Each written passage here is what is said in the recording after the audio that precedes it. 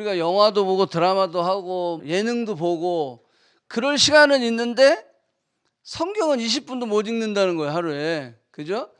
왜 그럴까요? 오늘 본문을 딱 보니까 성경 말씀의 문을 여는 비결을 첫 절부터 이야기하고 있어요. 자, 그 말씀을 보면서 우리가 한번 도전을 해봤으면 좋겠어요. 자, 첫 절에 보니까 뭐라고 나왔어요? 주의 증거들은 놀라움으로 내 영혼이 이를 지키나이다. 주의 증거가 너무 놀라워. 그래서 내 영혼이, 내 삶이 지킬 수밖에 없다는 거예요. 왜? 말씀이 너무 놀라우니까. 그죠? 그러니까 말씀의 놀라움을 경험하면 그냥 지켜진다는 거예요. 그죠? 근데 말씀의 놀라움을 경험하지 못하니까 안 지켜지는 거예요. 예. 말씀의 문을 열을 때 놀라운 하나님의 그 은혜와 축복과 기적의 역사가 일어나는데 이게 쉽지 않다는 거예요. 그래서 말씀을 보니까 129절에 보니까 주의 증거는 놀라움으로 그래요. 말씀의 놀라움과 능력을 경험했다는 거예요. 이 저자는 이걸 경험하니까 내 영혼이 지킨다는 거예요. 그냥 이거는 내 영혼이 지킨다는 것은 뭐냐면 그냥 지켜진다는 거예요. 예. 그걸 경험하고 맛을 보고 나니까 당연히 여러분들 맛집에 가서 맛을 보고 나면 그 집을 가게 되죠. 당연히. 물론 그 집이 문이 닫혀 있으면 아쉬운 마음으로 뭐 차선책을 선택하겠지만 그 집이 맛있는데 왜 내가 다른 집에 가서 밥을 먹습니까? 그죠? 이왕 먹는 거 그 집에 가서 먹게 되어 있어요. 이 주의 증거는 능력이 있다라는 거예요. 예, 그 역사가 있다라고 하는 거예요. 그걸 경험하니까 내 영혼이 그것을 지키게 된다라고 고백을 하고 있다라는 거예요. 자, 이 119편은 다윗이 많이 기록했다고 그랬어요. 그죠? 다윗이 다 쓴 건 아니에요. 그렇지만 다윗이 많이 기록했어요. 여러분들, 다윗은 주의 말씀의 능력을 경험했어요. 다윗은 주의 그 증거를 볼 수 있었어요. 예, 그 약속을 자기의 삶 가운데 그는 경험할 수 있었어요. 그러니까 이런 고백을 할 수 있었다는 거죠. 예, 늘 제가 이야기하지만 예, 다윗은 정말로 가정에서 소외되고 예, 그 부모로부터 형제로부터 심지어는 그 마을 사람들로부터 예, 쟤는 그냥 완전히 없는 인간이야. 있으나 마나 그 집의 아들로서 카운트도 안 돼. 예, 그 정도로 있으나 마나한 그런 사람이 다윗 왕이었다라고 하는 거예요. 그런데 10대의 어린 나이에 집에 선지자 사무엘이 온다는 소식을 들었는데 그 자리조차도 다윗은 갈 수 없었어요. 자, 이 정도로 그 가정에서 잊혀진 아들이 다윗이었는데, 자, 다 여러분 아는 내용이요. 근데 다윗은 평생 잊지 못할 한 사건이 그날 있었던 거예요. 예. 네 아들이 더 없느냐? 하나 막둥이 하나 있는데 그거는 지질이 코징이라 뭐 저쪽 양을 지키고 있습니다. 데리고 와라. 내가 그가 오기 전까지는 먹지 아니하리라. 사무엘이요 아주 세게 나온 거예요. 예. 그래가지고 그가 왔잖아요. 그때 하나님 뭐라고 말씀하시냐면 내가 보는 것은 사람과 같지 아니하니 사람은 외모를 보거니와 나 여호와는 중심을 보시느니라. 너희들은 다 외모를 보지. 너희들은 다 스펙을 보지. 너희들은 다 얼마를 가지고 있고 무엇을 이루었고 어느 정도 그래서 뭐 키는 얼마 몸매는 어떻게 이런 다 기준이 너희들에겐 있지. 나 여호와는 그걸 보지 않아. 중심을 보시느니라. 그러면서 다윗의 중심 안에 있는 하나님을 향한 예배, 그 하나님을 향한 예배와 하나님의 말씀을 향한 그 소망들, 그 갈망들, 그가 혼자 외로운 그 광야 생활, 그가 혼자 그 외롭게 양을 치고 있을 때 늘 그는 복수를 꿈꾸며 그래 두고 봐라 너희들 다 죽었어 이러지 아니하고 그는 예배의 삶을 살았다는 거예요. 환경을 핑계대지 아니하고 부모를 핑계대지 아니하고 형제들을 핑계대지 아니하고 그 환경 속에 매몰되지 아니하고 그 환경 가운데 그는 하나님을 예배하는 삶을 살았다는 거예요. 그 중심을 보니까 다윗 너는 되는 놈이야. 그래서 하나님이 다윗에게 기름을 부어라. 그가 왕이 될 것이다라는 거예요. 이게 다윗이 왕 되고 싶어서 그렇게 막 환난 가운데 예배하고 하나님을 향해 찬양을 하고 그랬을까요? 아니에요. 예. 그도 사람이에요. 그도 사춘기를 지나고 정말로 그 안에 얼마든지 분노가 있고 얼마든지 화가 있고 얼마든지 내가 이걸 복수하리라 그런 감정이 있는 그런 10대예요. 근데 그가 그렇게 살지 않았다라는 거예요. 예. 그가 하나님을 예배하고 하나님을 향한 중심을 그가 가지고 있었다라는 거예요. 그때 기름 부음을 받고 그때 뭐라고 얘기했냐면 성령이 그를 감동했느니라. 아멘. 예, 성령이 감동했어요. 하나님의 말씀이 그에게 딱 임하고 나니까 기름 부으심이 있고 나니까 성령의 감동이 있었다라는 거예요. 여러분들 여기 앉아있는 분들 성령의 감동이 없었던 분 있습니까? 다 있잖아요. 경험을 다 했잖아요. 근데 왜 다를까요? 다윗은 그것을 한순간도 잊어버리지 않았다는 거예요. 그가 17살 때 그 기름 부으심을 받고 13년 동안 그것을 잊어버리지 않았다는 거예요. 순간순간 그가 광야에 있더라도 그가 또 기브아라고 하는 곳에 출세해가지고 그냥 왕의 사위가 됐을 때도 교만하지 않았다는 거예요. 어떤 상황 가운데서 그는 하나님의 그 말씀을 붙들고 있었다라고 하는 거예요. 그랬을 때 그는 13년 만에 이스라엘 전체의 왕이 될 수 있었다는 거예요. 그는 끝까지 그 말씀을 붙잡고 있었어요. 버리지 않았어요. 예.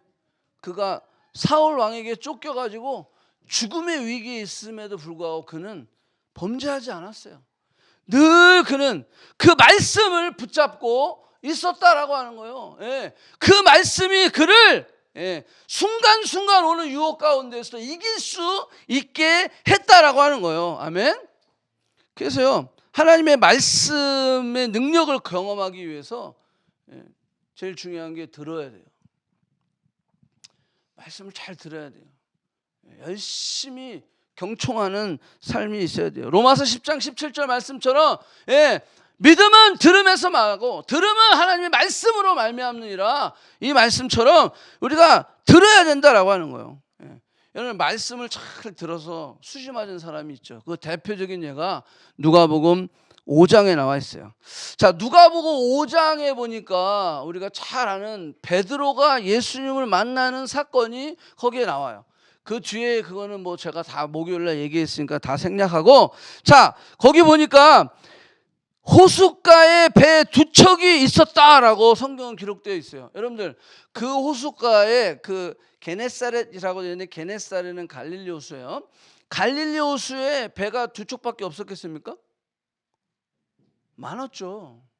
근데 마가는 그 두 배에 포커스한 거예요. 왜? 그 두 배의 주인이 베드로, 안드레, 야고보, 요한 4명이 다 예수님의 제자로 부름받았기 때문에 그래요. 그 배, 두 배에 포커스를 한 거예요. 그 갈릴리 바다에 물고기도 엄청 많고 거기는 그냥 어업이 풍성한 지역이에요.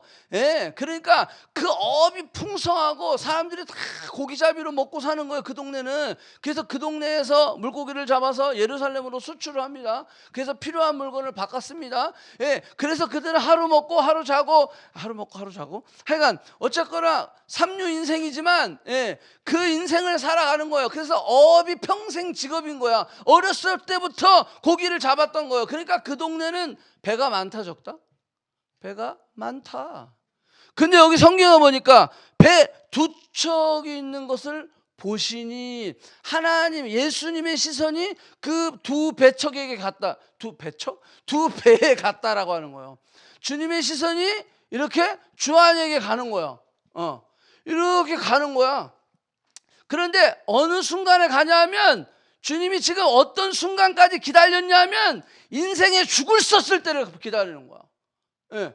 그 두 배의 시선이 가는데 아주 실패하고 아주 그냥 되는 일도 없고 굉장히 좌절하고 낙망하고 힘든 그 상황에 주님의 시선이 쫙, 물론 그 전에 다 있었어요. 그렇지만 때가 된 거지. 간 거예요. 계획이 일시 다 부르신 거예요. 응? 근데 거기 배에 두 척이 있었어요. 근데 예수님이 뭐라고 말씀하시냐면 예, 한 배에 오르시니. 그때 여기 잘 보세요. 그 말씀 잘 보면 두 척이 있는데 한 배에 오르셨어. 그게 누구 배예요? 베드로 배였다라고 하는 거예요. 예. 자, 그러면 주님이 말도 안 하고 올랐을까요? 아니면 허락을 받고 올랐을까요? 허락을 받았죠, 당연히. 남의 배인데 주님이 그냥 이렇게. 왜냐하면 그때 베드로가 지금 밤새도록 고기를 잡아가지고 한 마리도 못 잡고 진짜 피곤하고 지치고 짜증나고 속상하고 그다음에 창피도 하고. 왜? 제일 큰 형인데, 예? 한 마리도 못 잡은 거야. 예? 자기만 못 잡은 게 아니라 두 배가 다 못 잡은 거예요. 예. 그러니까 그날은 아예 땡친 날이요. 완전히 폭망한 날이에요. 폭망한 날. 그러니까 밤새도록 잡았다 그랬거든요. 밤새도록 했는데 한 마리도 못 잡은 거야. 그러니까 뭐라, 거기 뭐 그물을 싣고 이제 들어가려고. 그래서 다 씻어서. 그물도 뭐 작은 그물이었겠어요? 큰 그물이었겠죠. 예. 두 배에 가득 실을 정도로 잡혔다고 그랬으니까 그물이. 그러니까 그물이 얼마나 컸겠어. 그걸 또 다 씻었어. 다 씻고 이제 들어가려고 했는데, 짐 싸고 이제 토론토 떠나려고 하는데 주님이 잠깐만 그러면서 나를 잡으신 거야. 그럴 때 있거든요. 내가 다 포기하고 이제는 짐 싸고 가야 되겠다. 근데 주님이 딱 잠깐 말씀으로 나를 세우시는 거야. 그러면서 뭐라고 말씀하면 내가 이 배에 타도 되겠냐? 자, 요때 진짜 중요한 거예요. 요때. 예. 주님이 내가 지금 폭망했어. 아무것도 귀찮아. 피곤해. 다 때려치고 집에 가서 잘 거야. 내가 다 포기하고 이제는 그냥 땡이 아니야. 그냥 이건 아니야. 끝.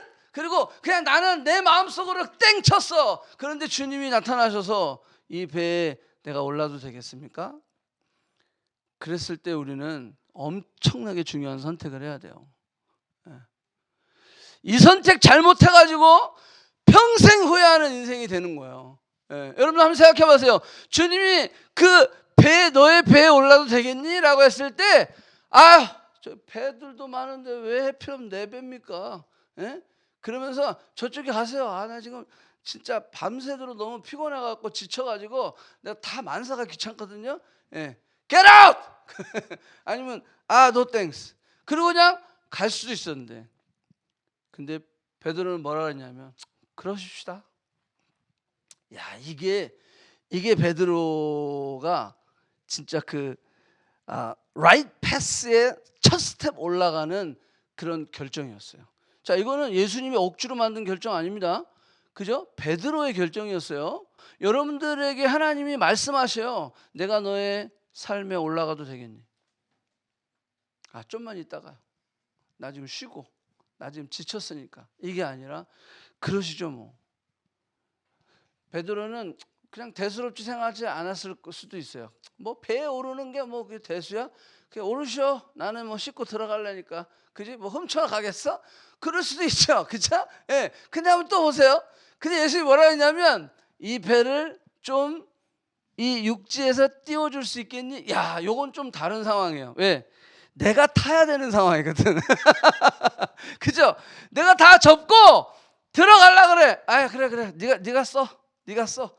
그런데 주님 뭐라냐면 No, I want with you.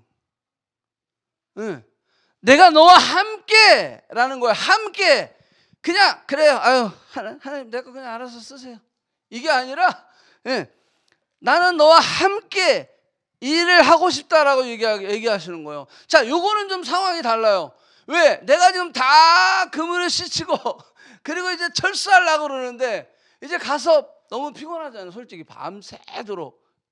그리고 그물을 이렇게 고기를 많이 잡았으면 사실 덜 피곤해요. 왜냐하면 뿌듯한 게 있거든. 근데 지금 nothing이야. 그런 상태에서 조금 띄워줄 수 있겠니? 이 베드로의 반응을 묵상해 볼 수 있어야 돼요. 왜냐하면 하나님은 우리에게 요구하실 때 거기 뭐라면 조금 띄어서, 야, 저 깊은 데로 가자, 그게 아니라 조금 띄어서 잠깐만 조금만 띄워줄 수 있겠니? 얘야, 다 그래, 오케이, 내가 널 이해해. 그렇지만 요번에 한 번 집회를 참석할 수 있겠니? 요번에 한 번만 수련회에 갈 수 있겠니? 요번에 한 번만 선교를 같이 갈 수 있겠니?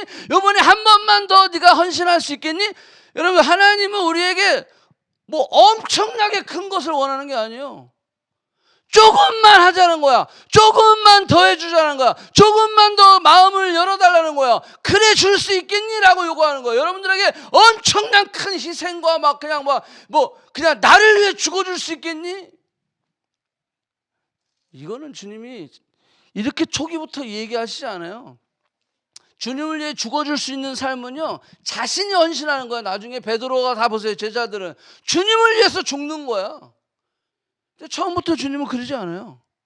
조금만 해달라는 거예요. 조금만 띄워줄 수 있겠니? 이거는 뭐냐면 너의 감정과 지금 상황과 피곤함을 내려놓고 나와 함께 조금만 떨어질 수 있겠니라는 거예요. 나와 함께 가줄 수 있겠니라고 말씀하시는 거예요. 근데 이거를 못하는 거야, 우리가. 근데 이거를 못하고 여기서 그냥 아멘, 배 탄 것도 저긴데 말이야. 나보고 이거를 또 지금 배를 띄라고요? 우리는 이거를 거부할 수 있어요. 그리고 때로는 거부를 해요. 근데 여기 보니까 베드로는 우리의 생각과 다른 방법으로 그는 결론을 냅니다. 그러죠 뭐. 물론 속으로는 그런 마음이 있었겠죠. 이 사람이 말이야. 배에 타라고 그랬더니 이제는 배를 띄우라고? 이런. 그럴 수 있는 거죠. 그죠? 예. 추워서 잠깐 들어오라 그랬더니 뭐 밥까지 달라고? 이런. 예. 좀 힘들어서 내가 도와줬더니 뭐라고? 이제는 예. 근데 예수님이 뭐래요? 오리를 가자 하면 10리로 가주라는 거예요. 근데 우리는 안 그래요. 내가 오리까지 왔는데 뭐라고? 야, 옷만큼을 더 가라고? 이게 도둑놈 아니야? 우리에게는 늘 그런 계산이 있어요. 계산이. 근데 그 계산에서 우리는 떠날 수 있어야 돼요. 왜 하필 내 배입니까? 왜 하필 납니까? 라고 이야기할 수 있어요. 근데 주님의 부르심에는 후회가 없어요. 주님이 딱 우리의 중심을 보시고 부르실 때는 우리의 그 앞으로 계획하심을 보고 부르시는 거예요. 그러니까 늘 우리가 이걸 고백하는 거예요.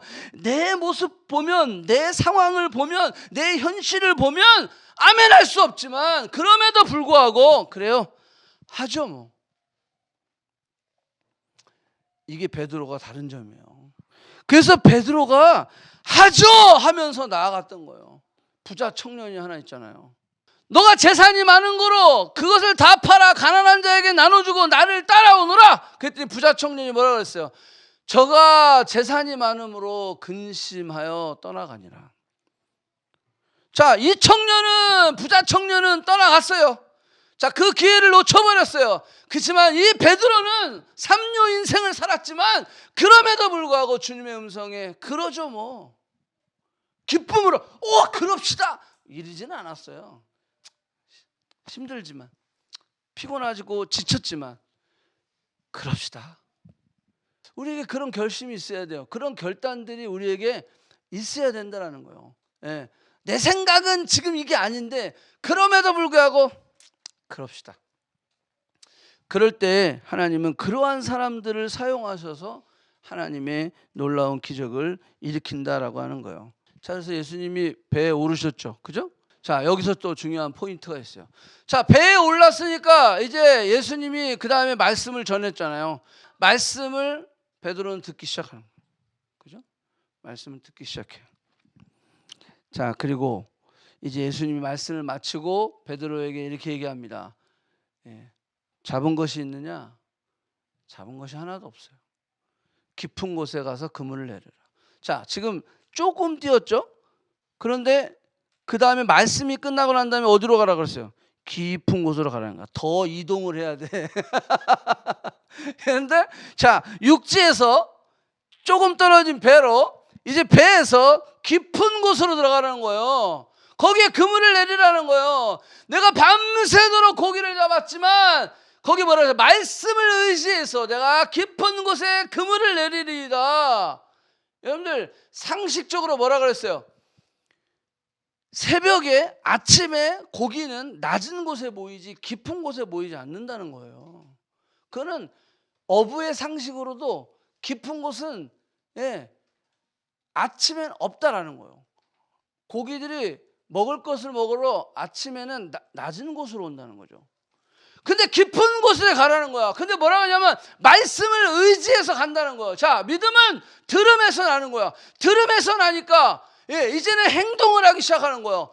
행동을 해서 말씀을 의지해서 기물을 내렸을 때 찢어질 정도로 고기를 잡을 수 있었다라고 성경은 기록하고 있어요. 자, 여기서 우리의 질문이에요. 여러분들, 대부분의 사람들은 안 좋은 경험을 한 사람은 안 좋은 행동을 하게 돼 있어요. 부정적인 사건을 경험한 사람은 부정적인 행동을 하게 되어 있어요. 그런데 베드로는 지금 굉장히 실패를 경험했어요. 밤새도록 한 마리의 고기도 잡지 못했어요. 그리고 마음도 상하고 몸도 지치고 피곤하고 또 동생들 볼 면목도 없고 그냥 지쳐있는 어떤 실패를 경험한 부정적인 경험을 한 상태에서 어떻게 긍정적인 순종을 할 수 있을까요? 말씀이 그 안에 들어오니까. 이 사이에 부정적인 경험과 이 긍정적인 순종 사이에 말씀이 치고 들어오니까 사람이 바뀔 수 있었다라는 거예요. 아멘? 말씀만이 바꿀 수 있는 거예요. 말씀만이 그 베드로의 실패로 끝나지 아니하고 긍정적인 순종으로 그를 바꿀 수 있었다라고 하는 거예요. 부정적인 결과를 그는 얻었어요. 하지만 그럼에도 불구하고 부정적 행동을 하는 것이 아니라 긍정적인 순종을 할 수 있었던 이유는 말씀이 그 베드로의 삶 가운데 들어왔기 때문이다라고 성경은 우리에게 보여주고 있는 거예요. 그래서 깊은 데로 가서 그물을 내리게 될 수 있었고 놀라운 말씀을 의지한 결과를 그는 체험할 수 있었다라고 하는 거예요. 우리가 수능을 요즘 수능이죠, 그죠? 수능을 실패하고 사업을 실패하고 어떤 계획했던 것들이 실패하고 우리 이런 경험이요. 우리가 인간 생활을 살아가는데 여러분들 이 부정적인 경험을 안 하는 사람이 있겠어요? 해요. 목사도 해요. 목사도 실패를 경험하고 배신을 경험하고 그런 것들 실패를 많이 경험해요. 자, 이런 거는 우리가 죽을 때까지 경험할 거예요. 그런데 늘 부정적인 결과가 났을 때 부정적인 행동을 한다면 이 사람의 인생이 어떻게 되겠어요? 그래서 말씀이 그 사이에 들어오는 거죠. 그러니까 말씀을 덮어놓고 신앙생활을 하는 사람들은요 진짜 재미없는 거예요. 자, 베드로전서 1장 23절 보니까 너희가 거듭난 것은 썩어질 씨로 된 것이 아니요 썩지 아니할 씨로 된 것이니 살아있고 항상 있는 하나님의 말씀으로 되었느니라. 그러므로 모든 육체는 풀과 같고 모든 영광은 풀의 꽃과 같으니 풀은 마르고 꽃은 떨어지되 오직 주의 말씀은 세세토록 있도다 하였으니. 주의 말씀은 영원하다라는 거야. 변하지 않는다라고 하는 거예요. 그래서 이 말씀이 우리 안에 심겨졌을 때 그래서 계속 듣는 거예요. 그래서 말씀을 듣고 청종하고 그래서 계속 듣는. 그래서 그 들음을 통해서 우리의 믿음이 성장하고 그러면서 믿음이 성장할 때 뭐가 나온다고요? 순종이 나가죠. 순종이 나갈 때 뭐가 나가요? 또 경험을 하게 돼 있어요. 말씀을 경험하게 돼. 자, 이것이 믿어졌을 때 그 다음 절로 옮겨가는 거예요. 자, 그 다음 절 보니까 뭐라고 나왔어요? 주의 말씀을 열면 빛이 비치어. 그래서 자, 이제 말씀을 듣고 순종하여 경험하게 되면 이제는 말씀을 스스로 보게 되어 있어요. 읽어라 그러지 않아도 보게 되어 있어요. 진정한 변화는 내가 스스로 말씀을 열어야 돼. 내가 스스로 말씀을 엮고 이제는 먹여주는 젖먹이 아이들의 이 삶에서 이 신앙생활에서 벗어나서 스스로 말씀을 열 수 있는 신앙으로 바뀌어야 되는 거야. 이게 바로 130절인 거야. 내가 주의 말씀을 열면 빛이 비추어 우둔한 사람을 깨닫게 하나이다. 우리는 늘 우둔한 자예요. 우리는 늘 어린 자예요. 왜? 여지까지 먹여주는 것만 먹었거든. 듣는 것만 듣고 그냥 이렇게 조금 순종하고. 우리 애들이 그렇잖아요. 부모가 얘기하면 조금 순종해. 혼자 스스로 자발적으로 하는 게 있다 없다? 거의 없는 거예요. 근데 여기서 이제는 스스로 책을 여는, 스스로 말씀을 여는 단계까지 올라가야 된다라고 하는 거예요. 그래서 우둔한 자로, 여기 보면 우둔한 자로 그랬어요. 우둔한 사람이 누굽니까? 우리예요, 우리. 어린, 신앙이 어린. 그래서 아직 어린아이의 나예요. 그렇기 때문에 내가 어디로 가야 될지, 뭐 해야 될지, 무엇이 먼저이고 무엇이 나중인지 헷갈리는 거야. 아직 구분이 안 돼. 뭐가 진짜고 가짜인지 아직도 구분이 안 돼. 뭐가 주식이고 뭐가 간식인지 몰라. 밥 먹어야지. 그러면 과자 먹었어. 과자가 밥이야? 그러면서 또 한 소리 듣는 거예요. 이게 아직 구분이 안 되는 거야. 스스로 말씀을 읽을 수 있는. 그래서 이 말씀을 우리가 스스로 열었을 때 빛이 비쳤다라고 하는 거예요. 우리의 어두움 가운데 있어요. 우둔함, 그를 깨닫지 못함, 그 가운데 있을 때 말씀을 스스로 열었을 때, 스스로 열었다라는 것은 내가 그 의지를 가지고 있다는 거예요. 스스로 열었다는 것은 내가 말씀을 먹어야 되겠다라는 성숙이 있다는 거예요. 성장했다라고 하는 거예요. 그래서 말씀을 열었을 때 우리가 그 말씀이 정말 지난주 얘기한 것처럼 주의 말씀이 내 발의 등이요 내 길에 빛이라.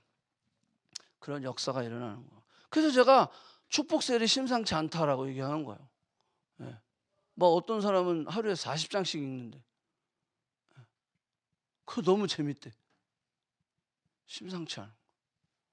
왜? 주의 말씀을 열기 시작하면요, 거기에 놀라운 역사가 일어나기 때문에 그래요. 이제 길이 보이기 시작하는 거예요. 어떤 게 하나님 원하시는 길인지 볼 수 있게 되는 거예요. 어떤 게 하나님이 나를 통해서 하실 일인지 그것을 믿음의 눈으로 보게 되는 거예요. 그러니까 거기에 힘이 생기는 거야. 그래서 깨달음이 생기니까 진짜 가짜 구분이 돼. 옳고 그름이 구분이 되기 시작하는 거예요. 여러분들, 우리의 인생에는 수많은 문들이 있어요. 그 문들을 어떤 문을 열어야 되지? 그죠? 여러분들 토론토에 온 것도 그 문을 열고 온 거예요. 여러분들 친구는 아직도 한국에 있어요.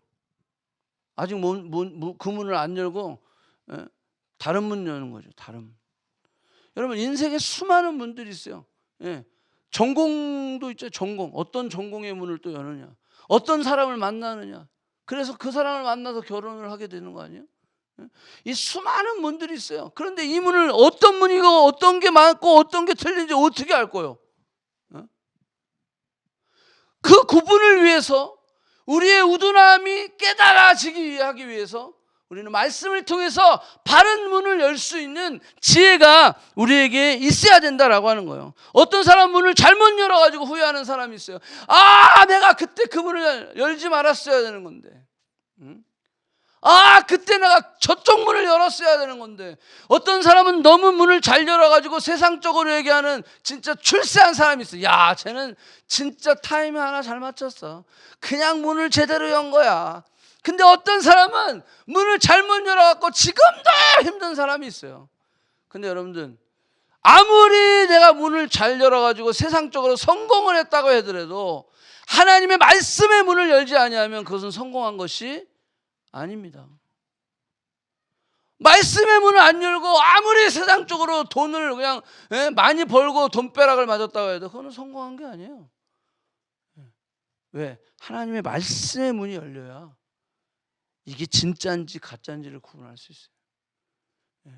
내가 지금 뭐에 끌려다녀야 되는, 내가 무엇이 나를 이끌고 가는지를 제대로 발견할 수 있어야 되는 거예요. 우리가 현실에 매여 있지 아니하고 상황에 매여 있지 아니하고 감정에 매여 있지 않으려면 우리는 말씀의 문을 열어야 돼요.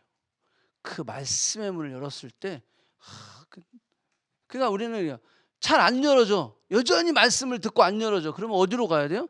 또 들어야지 뭐. 처음으로 가야 돼. 어린아이로 가야 돼. 열심히 들어야지. 그죠? 아이들이 처음에 뭐 지가 말아서 책을 막 읽습니까? 천만의 말씀. 그죠? 애들은 듣기부터 시작하는 거예요. 듣고 보는 거죠. 계속. 걸로 가야 돼. 또 걸로 가서 듣고, 왜 읽는 게 싫으니까, 읽는 게 이게 자발적으로 안 되니까, 그러면 또 듣고 순종하고 듣고 순종하고 듣고 순종하고, 이게 쌓여서 아까 뭐라고 했어요? 주의 증거가 확실한 거야. 주의 증거가 놀라운 거야. 그러다 보면 어떻게 돼? 이제는 내가 열게 되어 있어요. 왜? 일주일에 한 번 설교 듣고서 어떻게 잘해요? 신앙 유지하는 것도 쉽지 않지. 그러니까 매일 내가 말씀을 여는 거지. 매일 내가 말씀을 열어서, 그래서 그 말씀 가운데 내가 하나님의 마음을 알고 뜻을 알고 내가 믿음으로, 왜? 결정은 매일매일 해야 되는데, 그잖아요. 어떨 때는 매 순간순간 1시간마다 결정을 해야 되는데, 일주일에 한 번 예배 드리고 말씀 듣고 그거 어떻게 하겠어요? 그러니까 아침에 말씀 묵상하고, 또 카톡에서 카톡 올라오면 누가 이 말씀 묵상했네. 와, 나한테도 이게 필요한 말씀이었는데, 이게 되는 거예요.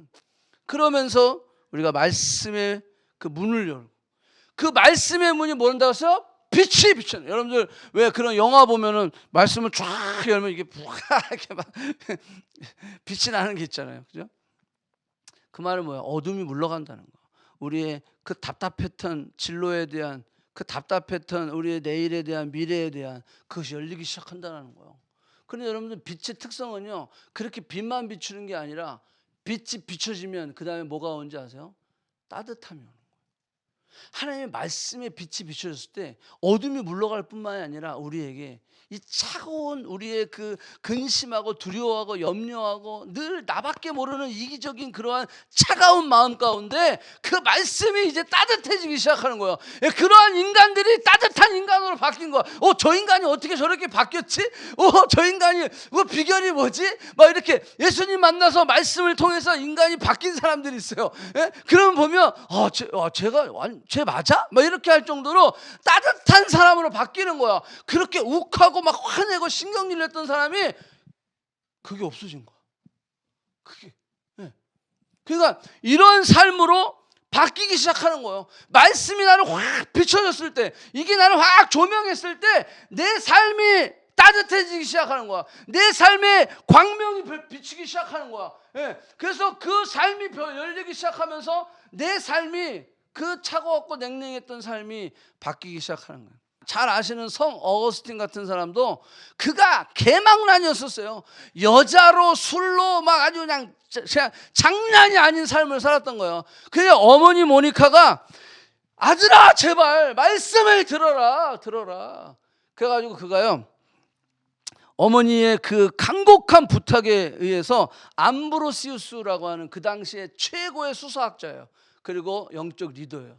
그 사람의 말씀을 듣기 시작해요. 그래서 이 어거스틴이 가지고 있었던 성경의 궁금증이 풀리기 시작하는 거예요. 풀리기 시작해요. 왜? 굉장히 존경하는 사람이었거든, 그 암브로시우스가. 자, 그래가지고 결국 그 말씀 가운데 뭔가 들었잖아요. 듣고 나서 깨닫기 시작한 거예요. 그러던 어느 날 그가 밀라노의 한 정원에서 결국 눈물을 터뜨립니다. 기도하기 시작합니다. 기도하고 막 그 과거에 자기가 막 함께했던 여자들, 막 그 술과 이런 문화, 반문화들, 그것들이 막 스치고 지나가는 거예요. 옛 습관들을 내가 그대로 가지고 있어. 여전히 말씀은 깨달았지만 그 습관이 버려지지 않았던 그러한 그 연약함들을 그가 보게 되는 거예요. 그러면서 그 눈앞에 스크린처럼 지나가고 폭우 같은 눈물이 쏟아지기 시작했다고 그래요. 그런데 갑자기 여잔지 남잔지는 모르겠는데 어떤 애가 집어서 읽으라 그러더래. 그래가지고 말씀을 딱 집어서 읽었는데, 그가 무엇을 읽었냐면 바울 서신을 펴 들고 제일 먼저 눈에 띈 곳이 어디냐면 로마서 13장의 말씀이었대요. 낮에와 같이 단정히 행하고 방탕하거나 술 취하지 말며 음란하거나 호색하지 말며 다투거나 시기하지 말고 오직 주 예수 그리스도로 옷 입고 정욕을 위하여 육신의 일을 도모하지 말라. 이 말씀을 빡 받았대. 이게 어거스틴의 회고록에 보면 나와요. 그러면서 그 말씀을 그가 잡아서 읽으라 그랬으니까 그 말씀을 읽으면서 이 말씀이 여니까 빛이 비치고, 빛이 비치니까 자신의 그 방탕했던 것들이 쫙 비춰지면서 회개의 그런 역사가 일어나고 그러면서 뭐가 되죠? 그 마음이 그 말씀으로 인하여 따뜻해지기 시작해요. 그래서 우리가 잘 아는 성 어거스틴이 되는 거예요. 존 낙스는 요한복음 17장 3절 자신의 영혼의 닻을 처음 내렸다고 그는 고백하고 있어요. 요한복음 17장 3절이 뭐예요? 영생고 유일하신 참 하나님과 그의 보내신 자 예수 그리스도를 아는 것이라. 이게 영생이다라는 거예요. 생명의 문제는 예수 그리스도를 아는 것이다. 자, 말틴 루터도 종교개혁을 했죠. 그러면서 그때 당시 말틴 루터가 탁 깨달아줬던 그 말씀이 로마서 1장 17절 말씀. 복음에는 하나님의 의가 나타나서 믿음으로 믿음에 이르게 하나니 기록된 바 오직 의인은 믿음으로 말미암아 살리라 함과 같으니라.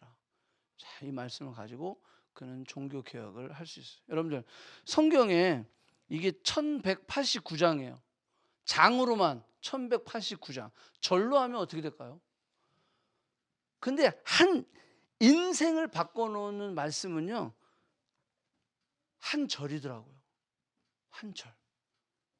그 말씀 하나가 인생을 바꿔놓는 거예요. 저도 시편 107편의 말씀 그 한 절, 여호와의 인자하심과 인생에게 행하신 그 기이한 일을 인하여 여호와를 찬양할지어다. 지연이 너의 인생을 향하신 기이한 일, 그 하나님의 기이한 일이 있어. 그것을 놓고 찬양해. 지금 너는 영양실조 걸리고 지금 너는 외롭고 그냥 룸렌트 하나 해가지고 그냥 유학생 선교한다고 그냥 이리 치고 저리 치고 하고 있지만 반드시 너를 향하신 하나님의 기이한 일이 있어. 저는 그 말씀 붙잡고 25년을 버티고 있는 거예요. 지금도 답이 안 나와요. 이 집 지금 렌트비 내는 것도 사실 답이 안 나요. 아무리 계산해도 이게 렌트비가 이게 한 달에 4,800불씩 이게 쉬운 게 아니에요. 근데 인생에게 행하신 그 기이한 일, 지연아 너를 향하신 기이한 일이 있어요. 예.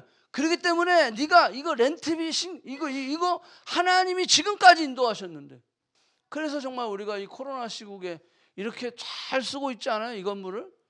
전에 핀치 집이었으면 진짜 이러지도 못했을 거예요. 이렇게 되니까 여기서 이렇게 진짜 코로나 동안 지금 벌써 10개월 넘게 이렇게 예배할 수 있는, 너무 감사해요. 이때를 위해서 하나님이 그 전집 주인의 마음을 감동시켜서 우리를 쫓아내셨구나. 그죠? 나가라고 그럴 때 참 기분이 이상하더라고요. 아니 내가 뭘 잘못했나? 예, 저희 나가라고 해서 나온 거거든요. 내가 나간다고 안 했어요. 왜냐하면 우리는 계획이 있었거든. 예? 그 집을 우리 커넥트교회 아지트로 쓰려고. 예? 근데 하나님이 코로나를 미리 예비시키시려고 여기로 보내신 거예요. 예? 여기로 보내셔서 애들을 그냥 뭐 온라인 수업하는 일이라, 우리 온라인 수업만 여기 7명이 받고 있어요. 7명. 온라인 수업 한 집에서 7명이 온라인 수업을 받고 있어요. 그래도 수업 받을 때는 어디서 뭘 하고 있는지도 몰라요. 하나님께서 다 때를 이미 다 아시고 예비해 놓으시고 깨닫게 하시고. 예? 여러분들 그 말씀 가운데 우리는 인생이 바뀌기 시작하는 겁니다. 자, 마지막. 예.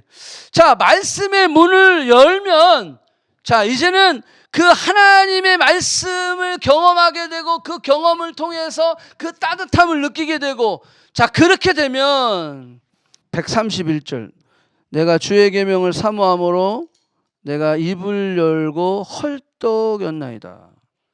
여러분들 이걸 경험하면요, 이제는 뭐가 되냐면 헐떡이게 돼요. 그 말은 뭐냐면요, 시편 42편 사슴이 시냇물을 찾아 갈급한 같이 내 영혼이 주를 찾게 갈급하나이다. 이렇게 된다는 거예요. 예. 헐떡이는 거야. 또 먹고 싶어. 또 먹고 싶어.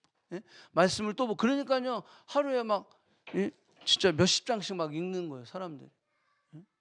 예? 그래서 열심히, 이거는 뭐 내가 누구를 위해서 뭐 하는 게 아니라 여러분들 나와 하나님과의 관계예요. 예? 나는 왜 이렇게 읽는데 너는 왜 안 읽니? 그게 아니라 이걸 통해서 하나님이 내 인생을 조명해 주시고, 그리고 내 인생 그 차디찬 그런 삶의 모습에서 정말로 하나님 안에서 따뜻함으로 바뀌게 하시고, 그래서 내가 이제는 그 말씀을 찾기에 내가 헐떡거리는, 어린아이가 이제 태어나면, 우리 이제 규미 이제 다음 달인데 다음 달, 예. 근데 이제 애기 나오면요, 애기가요 엄마 젖을 찾아서 그냥 이래요. 난리도 아니에요. 예, 이게 그냥 완전히 여러분들 그 똑같아요. 개나 짐승들도 보면 그냥 젖 먹으려고 그냥 진짜 필사의 노력을 다하잖아요. 애가 그래요. 그래서 젖 먹던 힘을 다해라 이러잖아요. 그게 얼마나 큰 힘인지 아세요? 예? 우리 어른들한테도 야, 젖 먹던 힘을 다해봐 막 이러잖아요. 그 젖 먹기 엄청나게 세게 빠는 거예요. 예. 그러지 않으면 또 안 되는 거예요. 그런 갈급함과 그러한 사모함이 우리 안에 회복돼야 된다라는 거예요. 그게 생겨야 된다라고 하는 거예요. 그래서 우리가 주의 말씀, 근데 이제 여기까지 온 거예요. 그래서 이제 사모함까지 오게 되는 거예요. 자, 이렇게 되면요, 자, 어디까지 가게 되냐면 뭐라고 하나님 말씀 안 하셔도 우리가 스스로 하는 거예요, 이제는. 그러니까 우리가 순종의 단계가 세 가지라고 그랬잖아요. 그죠? 순종, 복종, 존중. 존중의 단계까지 가는 거예요. 뭐라 말을 안 해도 해라 말아 하지 않아도 알아서 하는 거예요. 알아서 하는 거예요. 이게 왜 안 되는가요? 알아서 하는 게 여기서 아직 시작이 안 돼서. 그러면 어디로요? 다시 처음부터 가야지. 말씀을 듣는 단계로 가는 거예요. 그리고 거기서 경험하게 나면 그 다음에 말씀을 펴고 여는 단계로 가는 거야. 여기서 하나님이 또 나를 모든 인생 가운데 이제는 밝히 보여주시고 내 마음 가운데 따뜻하게 해주시고, 그러고 나면 뭐가 느껴져요? 더 먹고 싶다, 더 먹고 싶다, 더 먹고 싶다. 여기 보니까 시편 기자가 그 단계적으로 이야기하고 있는 거예요. 그래서 내가 입을 열고 헐떡였나이다. 헐떡였나이다. 자, 이제 말씀을 정리합니다. 자, 그러면 이렇게 사는 사람의 축복이 뭐냐? 자, 그 다음 절 보면 나의 발걸음을 주의 말씀에 굳게 세우시고, 그러니까 내 발을 주의 말씀 위에 굳게 세워주신다라는 거예요. 우리가 주의 말씀을 듣고 순종하고 말씀을 열고 말씀을 헐떡이면서 내가 먹으면요, 어떻게 바뀌냐면 그전에는 내 삶이요 모래 위를 걷는 것 같은 삶이었어요. 밟아도 이게 힘이 드는 거야. 너무 그냥 심지어는 땅으로 쭉쭉 꺼지는 느낌이 드는 거야. 뭐 이렇게 사는 게 힘들지? 뭐 이렇게 사는 게 어렵지? 뭐 이렇게 풀리는 게 없지? 이런 거 삶을 사는 거야. 그런데 그럴 때 내가 말씀을 듣고 말씀을 열고 말씀을 갓난아이가 젖을 사모하듯이 사모해서 열면 이 내가 가는 애 인생에 질척질척하고 울퉁불퉁했던 이 길이 어떻게 돼요? 단단하게 되는 거야. 점점 단단하게 되는 거야. 단단하게 돼서 이게 단단하게 되면 내가 이제 그 위에 견고하게 서게 되는 거야. 여러분, 견고하게 서게 되면 어떻게 되죠? 이게 도움닫기가 되는 거예요. 이제는. 그전에는 도움닫기가 안 돼요. 뛸 수가 없어요. 나의 발걸음을 주의 말씀에 굳게 세우시고, 이제 굳게 세워주신다라는 거. 우리를 굳게 세워주셔서 우리가 그 인생을 가는 데 있어서 이게 말씀이 우리의 도움닫기가 될 수 있는 거야. 우리가 인생을 살아가는 데 있어서 질척질척거리는 인생이 아니라 울퉁불퉁하고 뭔가 쭉쭉 땅으로 꺼지는 그러한 느낌을 가지고 사는 그런 인생이 아니라 정말로 하나님의 그 말씀의 견고함 위에 우리가 서게 되는 거예요. 자, 그랬을 때 여기 뭐라고 했어요? 어떤 죄악도 나를 주관하지 못하게 하는. 우리가 견고하게 섰을 때, 말씀이 견고하게 섰을 때 어떠한 죄도 우리를 주관하지 않게 된다라고 하는 거예요. 여러분들, 순간순간 죄가 우리에게 들어옵니다. 확 화가 들어오고 확 열받은 게 들어오요. 이 죄성은요, 아주 그 틈을 타고 들어오게 되어 있어요. 여러분, 한 번 딱 들어오면요, 이게 쉽게 또 나가지가 않아요. 그러면은 이게 또 굉장히 그 순간이 어려워지는 거예요. 여러분, 죄가 주관하지 않게 하라. 창세기 4장에 가보면 가인이 아벨을 죽입니다. 가인이 아벨을 죽였을 때 하나님이 그렇게 얘기해요. 죄가 너를 주관하지 않게 하라는 거예요. 죄가 너를 주관해서 너가 결국은 동생 아벨을 죽이게 됐다라는 거예요. 그래서 최초의 살인자가 돼버렸잖아요. 여러분, 죄가 우리를 주관할 때가 있죠. 죄가 우리를 끌고 갑니다. 우리가 그런 어떤 감정으로 아니면 혼자 있을 때 여러 가지 상황 가운데 죄들이 나를 끌고 가는 거예요. 근데 여러분들, 늘 우리가 끌려가면서도 그런 마음이 있죠. 내가 왜 이렇게 자꾸 넘어지지? 그만 넘어지고 싶다. 막 이제는 막 지겨워. 내가 너무 자꾸 그 계속 반복되는 넘어짐 때문에 내가 여러 가지도 아니야. 몇 가지 나한테 나에게 아킬라스건 같은 죄를 쉽게 짓도록 하는 상황들이 있거든요. 넘어지고 싶지 않아.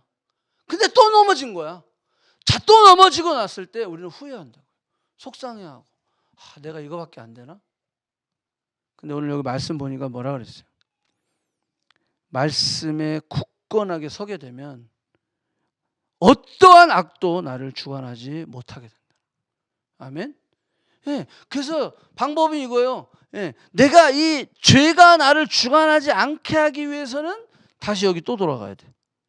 듣고 내가 펼치고 그 말씀을 계속해서 사모하는. 그러한 삶을 살았을 때 이 죄가 우리를 주관하지 않게 된다라고 하는 거예요. 자, 하나 더 볼게요. 그 다음 구절 34절. 사람의 박해에서 나를 구원하소서. 자, 사람이 나를 힘들게 할 때, 사람이 나를 뭔가 기분 나쁘게 했을 때, 사람이 나를 왕따시키고 사람이 나를 어렵게 만들었을 때 여기 보면 뭐라 해요? 구원하소서. 뭐가? 하나님의 말씀. 말씀에 견고하게 서면요, 어떠한 구박과 어떠한 박해 안에서도 내가 안 흔들려. 너는 나를 그렇게 지금 얘기했지만 오케이, 내가 거기에 넘어지지 않을 거야. 네. 네.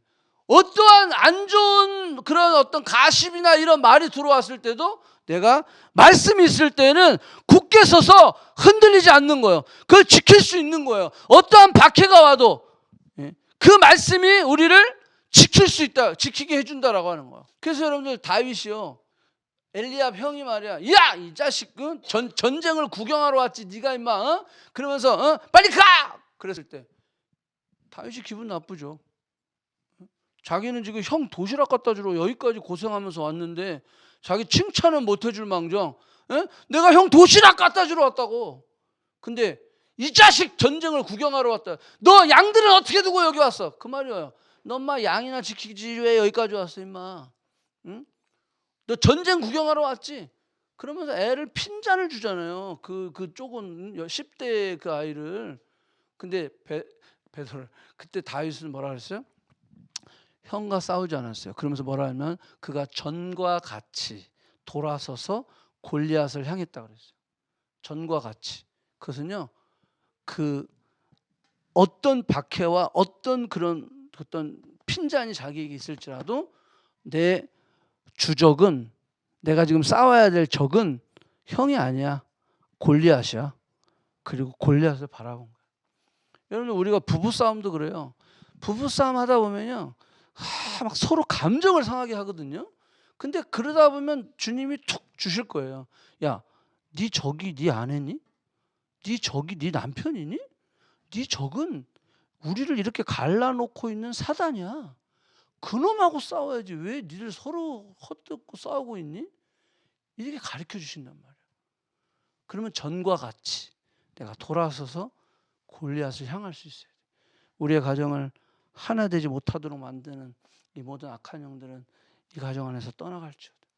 우리의 교회를 하나 되게 못하게 하는, 이 나누어지게 만드는, 이 공동체를 나누어지게 만드는 이 악한 영들은 예수 이름으로 명하니 떠나갈지어다. 여러분, 우리가 이렇게 선포할 수 있게 되는 거예요. 그들이 주의 법을 지키지 아니함으로 내 눈물이 시냇물 같이 흐르니이다. 이 말은 뭐죠? 그들이 주의 법을 지키지 않으므로 손가락질하고 저놈 주의 법을 지키지 않네, 서로 이렇게 하는 게 아니라 도리어 그들을 위해서 뭐 한다는 거예요? 눈물을 흘려 중보한다는 거예요. 여러분, 우리 공동체가 잘 아름답게 건강하게 지켜갈 수 있는 비결은 우리가 서로의 잘못을 지적하기보다는 그 잘못을 위해서 기도해 주는 거예요. 여기 말씀이 내 삶에 견고하게 선 사람들은 바로 그를 위해서 중보할 수 있는 사람이 되는 거예요. 저는 오늘 말씀을 좀 생각하면서 우리 한번 기도했으면 좋겠어요.